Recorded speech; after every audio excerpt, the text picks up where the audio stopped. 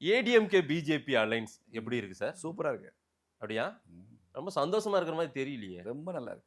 கடைசியா விருந்தெல்லாம் வச்சு எதையோ காட்டுறீங்க நீங்களும். விருந்து வைக்கணும்ல. இப்ப மாநில தலைவர் திருநெல்வேலியில் இருக்காரு. ஆமா.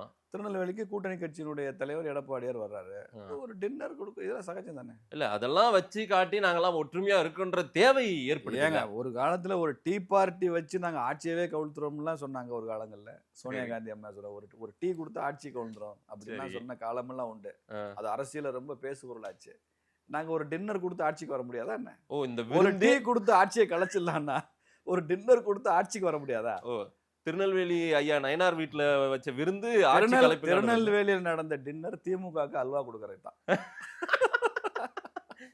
அவங்க உங்களுக்கு அல்வா கொடுத்துருவாங்க போல. பார்த்துட்டே இருங்கன்றேன். எல்லாமே பாருங்க சார். ஏன் சார் அவசரப்படுறீங்க ஒன்னொன்னுக்கும்? நீங்களே ஒரு ப்ரிஜுடிஸ்ல எல்லாம் பேசிட்டு இருக்கிறீங்க. இல்ல சார் அங்க வலுவான கூட்டணி. யாரு கூட்டணி? நமக்கு இருந்தவங்களே இல்லையே. அவங்க விஜயை பார்த்து பயப்படுறாங்க. வலுவான கூட்டணி அப்படி எல்லாம் யாரும் பயப்படுறாங்க. அவங்க எங்க விஜய் எங்கேயுமே பேசல. பல திமுக பிரமுகர்கள் என்னிடம் தனிப்பட்ட முறையில பேசுனது நான் சொல்றேன். ஐயோ உண்மையிலேயே எங்களுக்கு பயமா இருக்கு. எங்க ஓட்டை பெருசா எடுத்துருவாரு, உங்களை டிஸ்டர்ப் பண்ண முடியாத அவரால் எங்க ஓட்டை எடுப்பாருன்னு பேசிட்டே இருக்காங்க. திமுக முக்கியமான அமைச்சர்கள் பேசுறாங்க. நான் என்ன பண்றது? திமுக அமைச்சர்கள் பேராசிரியர் ராமஸ்ரீனிவாசனோடு தொடர்புல இருக்காங்க. ஏன் தப்பு என்ன இருக்கு சார்? நான் கம்யூனிஸ்டுகளோட தொடர்பு இருக்கேன் தமிழ்நாட்டுல.